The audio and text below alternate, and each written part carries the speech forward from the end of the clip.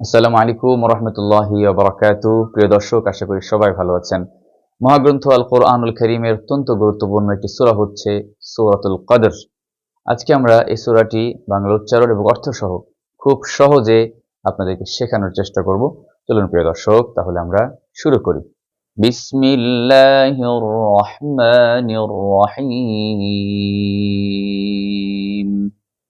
ইন্না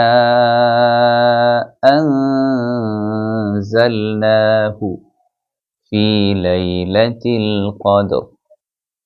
পরের আয়াত وما أدراك ما ليلة القدر।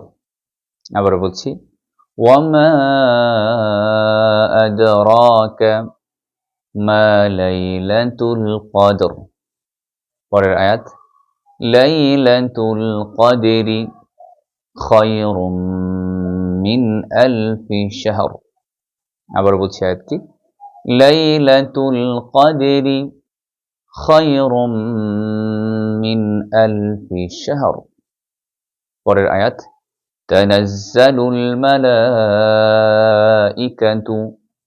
ওয়ার রূহু ফিহা বিইذনি রাব্বিহিম মিন কুল্লি আমর। আবার বলছি, খেয়াল করেন তানাজ্জালুল মালাইকাতু